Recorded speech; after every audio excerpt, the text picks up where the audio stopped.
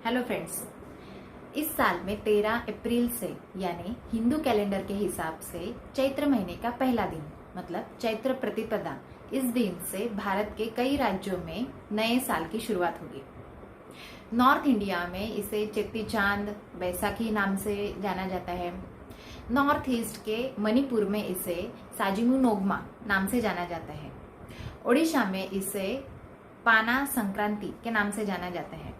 South Indian states में इसे उगाड़ी ऐसे बोलते हैं और महाराष्ट्र में इसे गुड़ी पाड़वा ऐसे बोलते हैं। इस दिन से जुड़ी पौराणिक कथाएं फेमस है, जिनमें भगवान राम है, भगवान शंकर, पार्वती माता, भगवान झूलेलाल है। लेकिन जब बात खाने की आती है तो many people make their faces, क्योंकि इस दिन पे घरों घरों में एक चटनी बनती है जिसमें नीम के पत्ते और नीम के फूल कंपलसरी होते हैं, जिसमें गुड़ भी डाला जाता है, नमक डाला जाता है, इमली या नींबू का रस डाला जाता है। मैंने मम्मी को पूछा कि मम्मी ये चटनी खाना कंपलसरी क्यों है, तो मम्मी ने बताया कि अभी समर सीज़न स्टार्ट हो रहा है।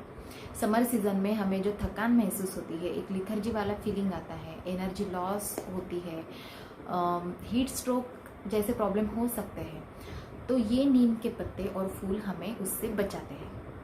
जैसे मम्मी ने ऐसे कहा तो मेरे अंदर की जो फूड टेक्नोलॉजिस्ट है जग गई। जब मैंने ये पढ़ा कि नीम के पत्ते क्यों खाए जाते हैं, तो नीम के पत्तों में और फूल में काफ़ी सारे फ्लेवोनॉइड्स होते हैं, जैसे कि क्वेरसेटिन, कैटेचिन्स, कैरोटीन्स और विटामिन सी जैसे कई केमिकल्स होते हैं, फाइटोकेमिकल्स होते हैं।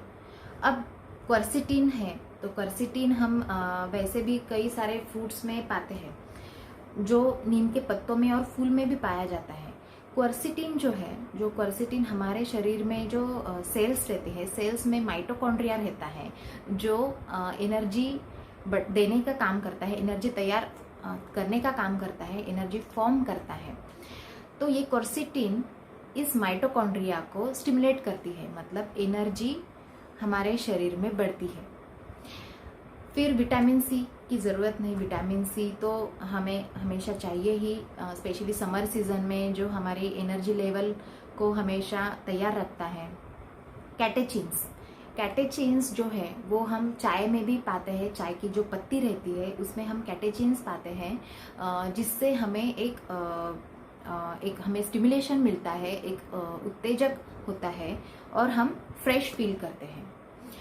तो टेक्निकली ये रीज़न है क्यों हमें ये नीम के पत्ते और नीम के फ्लावर्स हमें थोड़े प्रमाण में खाने चाहिए, क्योंकि ये हमें हीट स्ट्रोक से बचाते हैं।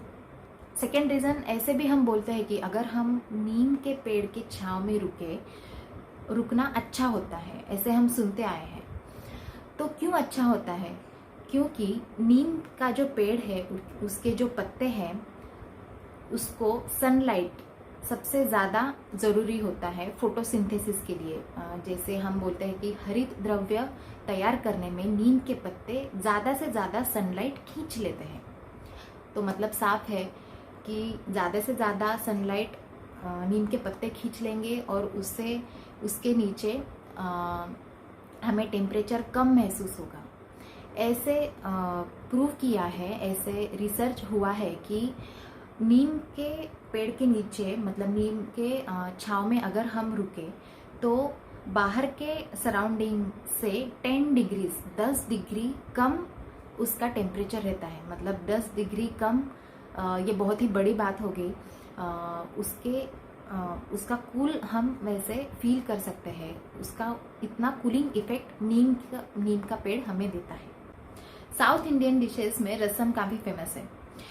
वेप्पांपू चारू नाम का एक रसम है जिसके तड़के में नीम के पत्ते डाले जाते हैं।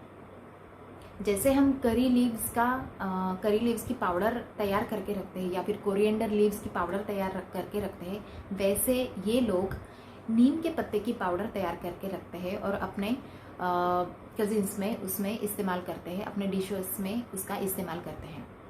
कारण साफ है, क्योंकि साउथ इंडियन स्टेट्स जो है वो नॉर्थ इंडियन स्टेट्स से काफ़ी गर्म है, गर्म प्रदेश रहता है और उसको काउंटर करने के लिए, काउंटर इफेक्ट करने के लिए ये लोग नीम का इस्तेमाल करते हैं। In the same way Bengal में जो डिश बनती है, बंगाली डिश जो बनती है, जो बैंगन के सब्जी के साथ उसमें एक नीम के पत्ते भी डाले जाते हैं और ये राइस के साथ खाई जाती है।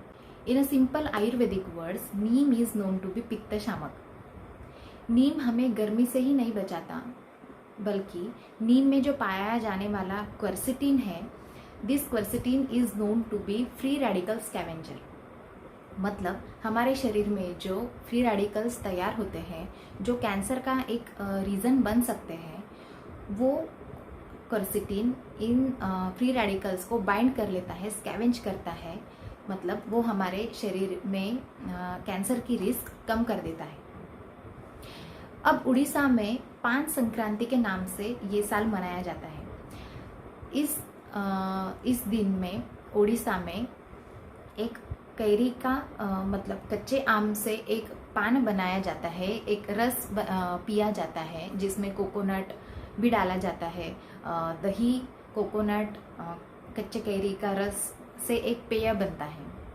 अब आम या फिर कोई भी इस सीज़न में लेने आने वाला कोई भी फ्रूट है, जैसे ग्रेप्स है, द्राक्ष है, कच्ची कैरी है, या फिर आम हो गया, कलिंगड़ है मतलब वाटरमेलन है, मस्क मेलन है।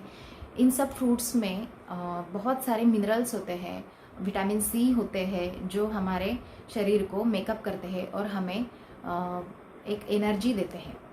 So this is the brief analysis and significance of neem from the food technology point of view on this auspicious occasion of Gudi Padwa.